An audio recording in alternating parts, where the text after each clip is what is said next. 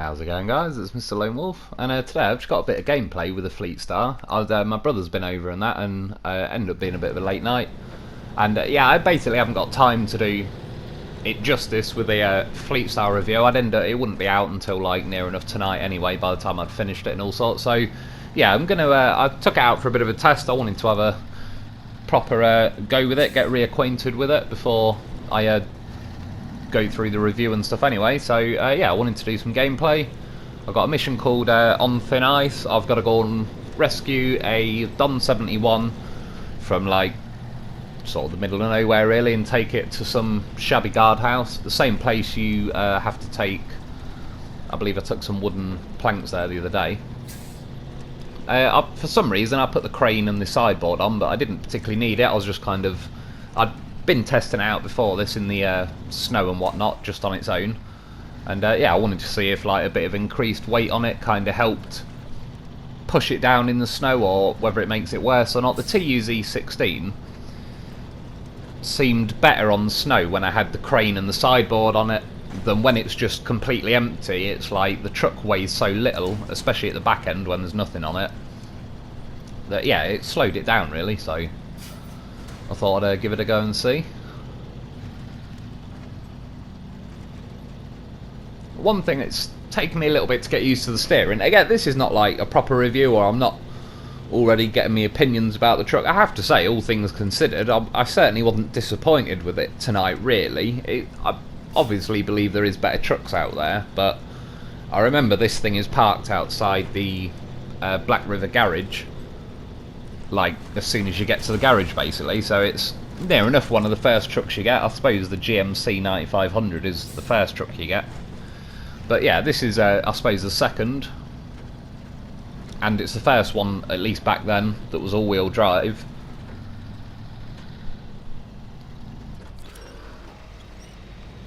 So once you get here, like, you sort of drive along the normal road, and then you get to a point where it says there's a road on the map, but as you can see, you've got to cut through rocks, and it's certainly not the easiest of paths.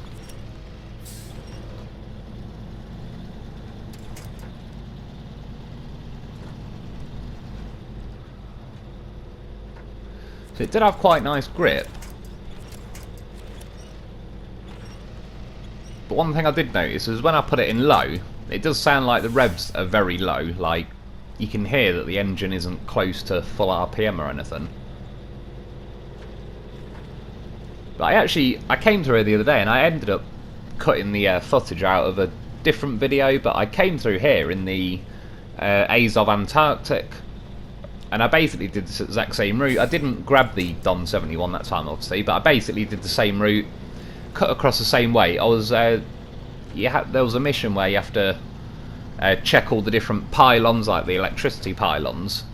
So I basically went this way anyway, and the Azov Antarctic, through bits like this in the snow, it wasn't too bad because it's got big massive tyres, but it really didn't like this route either. And that's obviously one of the most expensive trucks in the game that you're kind of going to get last. So yeah, I like to do the reviews because I've tested all the other trucks in those specific terrains and tests and blah blah blah, so it definitely helps gauge where it is relative to other stuff. But yeah, I reckon there's certainly some trucks that would have tapped out sooner than this tonight, but there's also some that I reckon would have made it a bit better.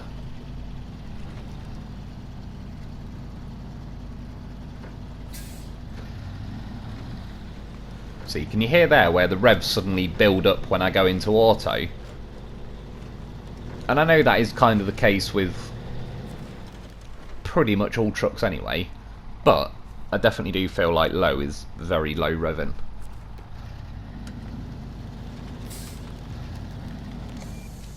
So that's the mission. I already had it selected because I grabbed it the other day when I was here in the Antarctic, but just had a quick look at it.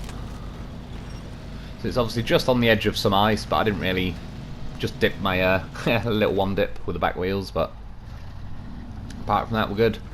I ain't worried about that thing, I ain't got to repair it or anything, so yeah, my advice by the way would be not to go this way. I'll show you a little bit of the gameplay footage, but in the end I recovered back to the garage because I honestly just decided that it's going to be quicker than trying to go through. It's got a map on the It's got a road on the map, as if there is a road there, but I can guarantee you it's not a road. It was only about 5 minutes in that I suddenly realised, oh yeah, this is where I drove through the other day in the Antarctic, and it was a complete nightmare and took me about half an hour to travel like 2 minutes worth of distance.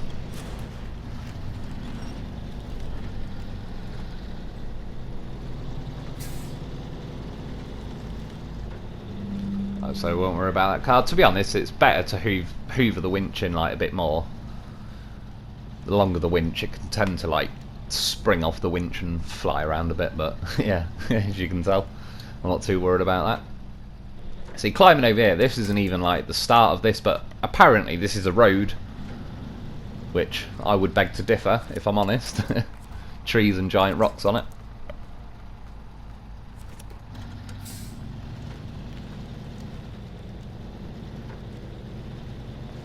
And there's one of the pylons that you actually have to check. I believe it was on a contract, not a mission.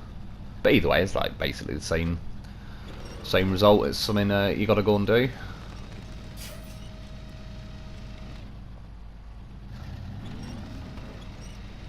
So I wouldn't say it was easy at beaching, but it wasn't exactly like. I remember and I'd have to test it through here to know, and that's what I like to do the review tests, because they're all relative to each other, but the White Western Star was very good at not beaching, and I believe this only has 45-inch tyres, which are not the smallest in the game, but they're not massive really, considering. And it's little bits like that where slightly smaller tyres, like, it's harder to climb up rocks and stuff, because obviously the rock's relatively bigger compared to your tyre size. The Antarctic over these sort of bits weren't too bad.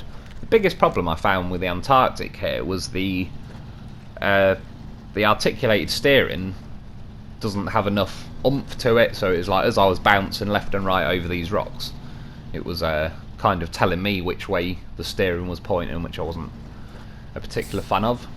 And as you can see, I tried to slip my way down the right edge, that's what she said. And yeah, it didn't go well for me. I slid off the rock. And I won't leave, I'll take pretty much all of this out. I did bring the loaf. Obviously, loaf saved the day. Goddamn horse of a vehicle, get yourself a loaf. Jumped in the back. I drove a bit further down, but then I tipped again. And I honestly decided I'd rather just recover and drive back along the road for 5 minutes, if that, instead of slowly trying to winch my way through all these stupid rocks. Somebody asked, by the way, and I just wanted to show you, that's how I stick the loaf in the sideboard. I'm fairly used to doing it now. I mean, it takes me 10-15 seconds, so it's no particular, you know, I wouldn't recommend it if it took 15 minutes, because, yeah, it's not really going to save a lot in the long run, but 10 to 15 seconds, 30 seconds, even call it a minute, it's less than that, but to get it out the garage and blah blah blah, I'll take that. Like, I'm the sort of person that I'd happily take a 10-minute detour around a 5-minute set of traffic lights, as long as I'm still moving and driving or I'm doing something. I'm yeah, happier than if in half an hour time I tip over somewhere and I haven't got the loaf with me and then I can't flip my vehicle.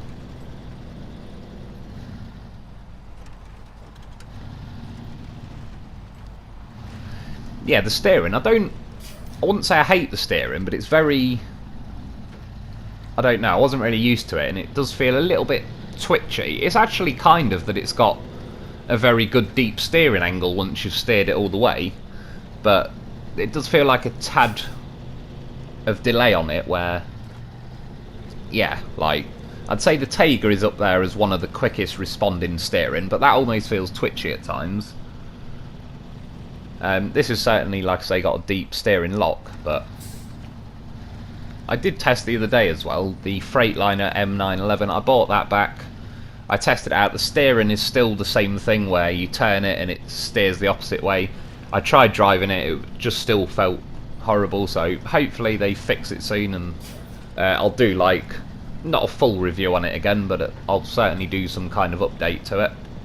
The same as well as people have said they'd possibly be doing something to the Derry 4520, and if that's going to get a bigger engine, I'll do an updated review on that. I might even just do a full new review for that, because that just hasn't really been properly equipped from the start. The M911, if they fix the steering, that is good, definitely. But it's still the same truck, essentially, whereas, yeah, more power would change what the Derry Longhorn currently is. They're also apparently doing a liftable axle on, like, the, yeah, that spare axle that's on the Derry, I can't remember the name of it, but the older looking Derry. And, yeah, so I'll see how that goes as well, if and when they add that. So this is the bit of the snow now where it just slows you down. Like, I have to say, to this thing's credit, about 30 seconds ago I drove across that muddy, icy crap patch, and it actually stayed in high gear for a while, and funnily enough, that's where, like, having the sideboard and the loaf on the back, I think just happened to be quite a nice weight balance. You can see other tyre tracks through it. I've been through it multiple times tonight, messing around with the Fleetstar and stuff, so it was basically just as slow on this snow, whether I had a loaf in the back or I didn't, etc. I had a crane on. It's just, for whatever reason, this section of snow is just having none of it. You go this slow and that's all there is to it. It doesn't matter. The only truck I found so far that got over here faster than really fucking slowly was the Voron Grad, when I had no cargo or anything, but in high gear that actually got along that snow pretty nicely. But everything else, whether it seems like very good power or not, just it goes this slow in the snow. I'm not too bothered about this bit because I'm now off the road. But yeah, the bit back on the road, I don't get why it makes you go 2 miles an hour. It only looks like barely deep enough to cover the bottom part of the rubber of the tyres, but for whatever reason, it's super snow. Superman has 2 weaknesses: kryptonite and Lake Kovd snow.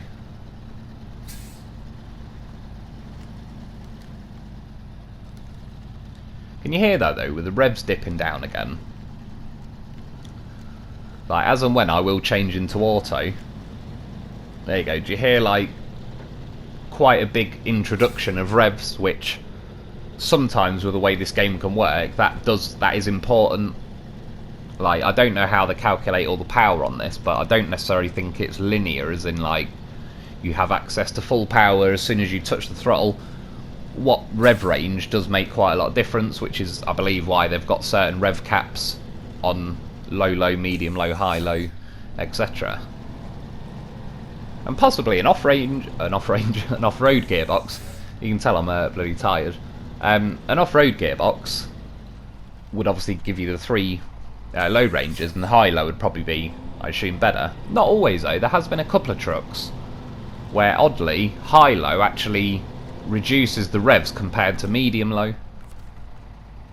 And again, I will test that out for tomorrow for the review. So, as you can see, I cut off from the road. I drove basically back on myself. That's where I got to, where I tipped the Fleetstar again. And I had the loaf. The loaf was possible to start, but I genuinely was like, I'm only going to do the same thing again, drag the loaf somewhere in the snow fairly slowly, flip the Fleetstar over, somehow jump back in the sideboard, and there's just no point. I was like, I'd rather recover to the garage for my own sanity, and just to kind of prove to myself that that was a sensible option. This is where I was saying the other day with certain things in this game where it feels slightly less polished, and things where like the crane isn't lifting, like it doesn't lift a twin steer off the ground and just all sorts of stuff. It's like there used to be more chance of winging it, whereas now it's like with the weaker winches and the weaker cranes and certain other things, it's just kind of, it's not becoming a fun or sensible option to try and wing it anymore. It's kind of like, well, the winch will probably let you down and you'll have to try it a load of times, and the crane will probably let you down if you're lifting anything more than a cargo in it. Yeah, it's just, I used to do like, well, I still do loaf rescues and all sorts, but a part of it is basically stubbornness now, where it's like, I want to do it for my own sake and like just to prove to myself that I can. It's like the challenge of the game. But yeah, there's just, it makes more sense now to recover, and it's a bit of a shame really, because I used to get myself out of some right dodgy situations using like keep hoovering the winch in and build the winch tension, and it never felt overpowered. It was like, you don't have to do it, but it was nice that the option was kind of there. If you're willing to do it and wedge yourself behind trees and blah blah blah, the rescue attempt was possible. But yeah, I believe they should sort of restore them to how they were. Anyway, like I say, that's about it for today. I'm basically making my way to the Shabby Guard house.